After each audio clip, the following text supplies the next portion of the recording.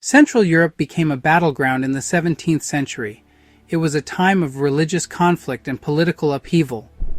Two military titans emerged from the chaos: Gustavus Adolphus of Sweden and Albrecht von Wallenstein, Duke of Friedland.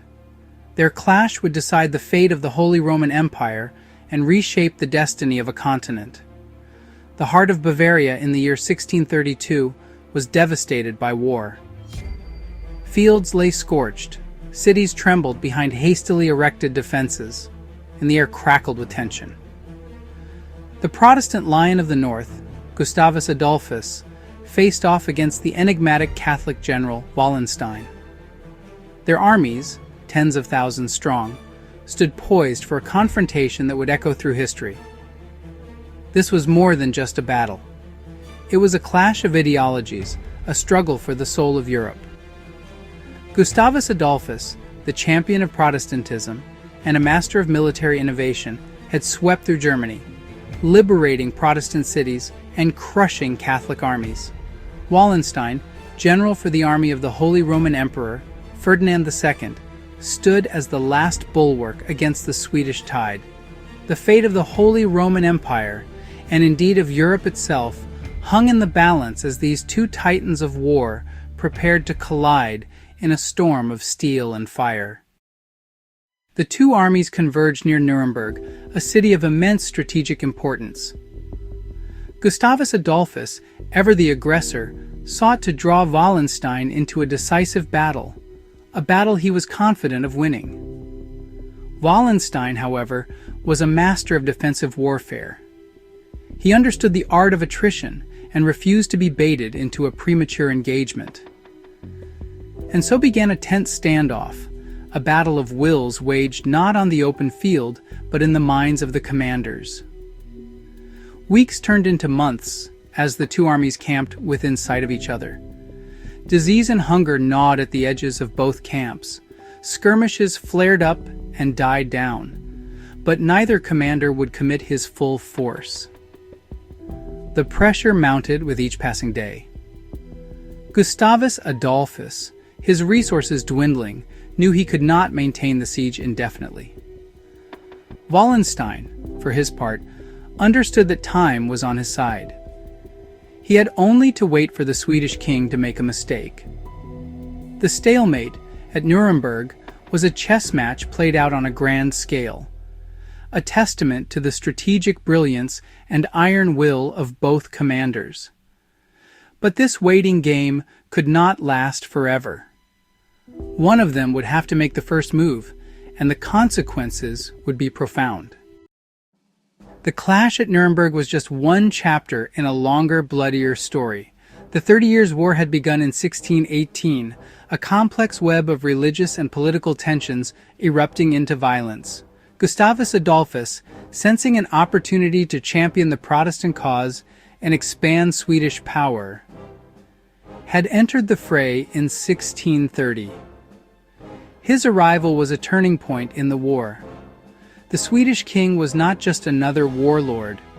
He was a visionary military reformer, a master tactician who drilled his troops to a level of discipline and effectiveness unseen in Europe.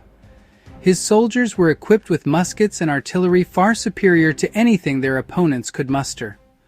Gustavus Adolphus swept through Germany like a whirlwind, winning a string of victories that shattered the Catholic armies.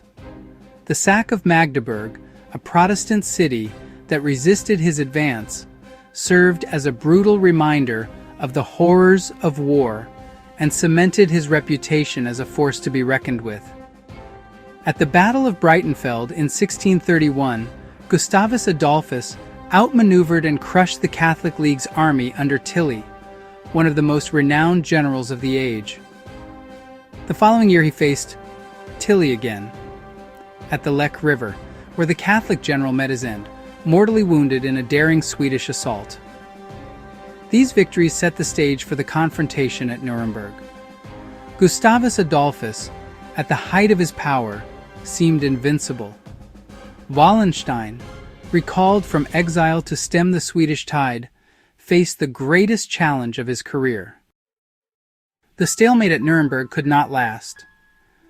Supplies dwindled, and the specter of disease hung heavy in the air. Gustavus Adolphus, ever the gambler, decided to force the issue. He broke camp and marched south, hoping to lure Wallenstein into a pursuit. Wallenstein, however, was not easily manipulated. He shadowed the Swedish army, refusing to be drawn into battle unless the conditions were favorable. It became a deadly game of cat and mouse, each commander probing for an advantage, each aware that a single misstep could spell disaster. The tension was palpable. Foraging parties clashed in the Bavarian countryside. Cavalry patrols stalked each other through the rolling hills.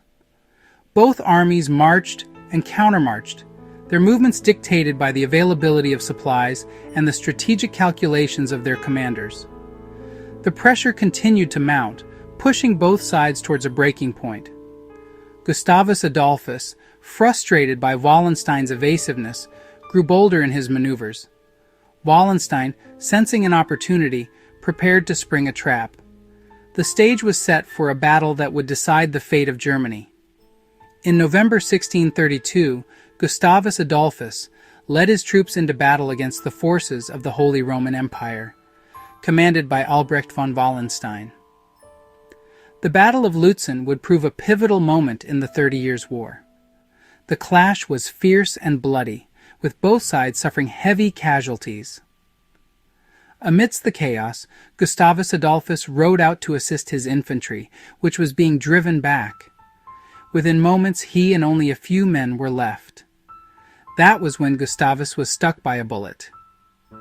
He attempted to ride away, but was then struck again. He fell from his horse, but his foot was entangled in the stirrup, and the horse dragged him across the battlefield. His page, a young man of 18, tried to help the king. The enemy approached and asked who the wounded soldier was. The page refused to tell and was shot. At that moment, Gustavus cried, "I am the King of Sweden!" The enemy was going to carry him away, but the Swedish cavalry charged and pushed them away, but not soon enough. One of the retreating soldiers shot a mortal bullet at the king while he passed by. The death of Gustavus marked a turning point in the war, as the Swedish forces struggled to maintain their momentum without their charismatic leader. In the end, the remaining Swedish troops carried the day, and they defeated Wallenstein. After his defeat, suspicions arose that Wallenstein might betray the emperor. To quell dissent and bolster his ranks, he executed many of his officers, accusing them of cowardice. Yet his actions only deepened the mistrust.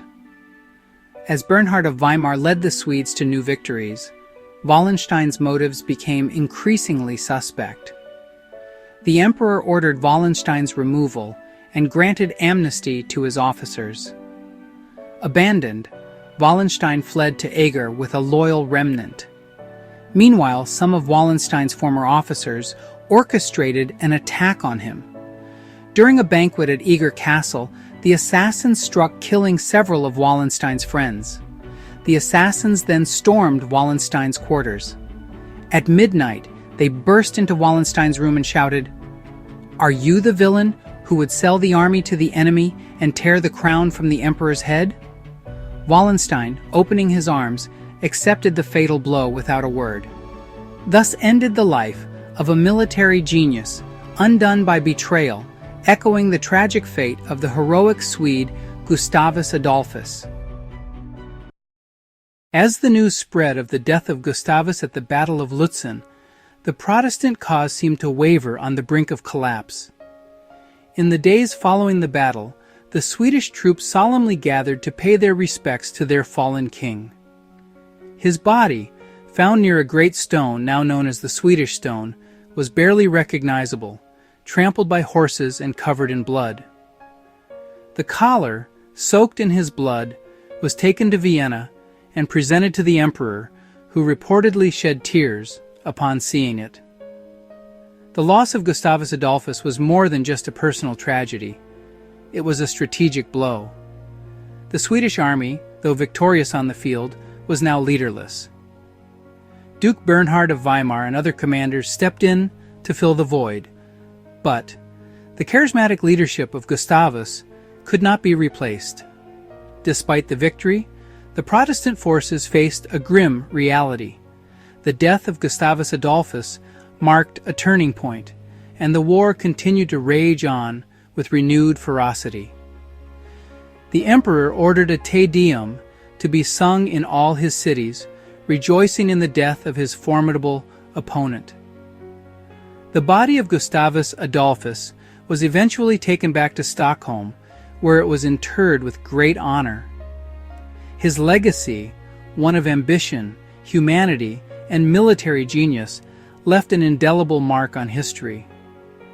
He had shown magnanimity and nobility of sentiment, even amidst the horrors of war, and his untimely death exposed Germany to further desolation. The Battle of Luetzen and the death of Gustavus Adolphus serve as a poignant reminder of the human cost of war and the fragile nature of victory. As the 30 Years' War continued, the loss of such a monumental figure would shape the course of events for years to come. Thank you for watching. If you found this video beneficial, please give it a thumbs up and subscribe to Trout Historia to continue learning from the annals of history.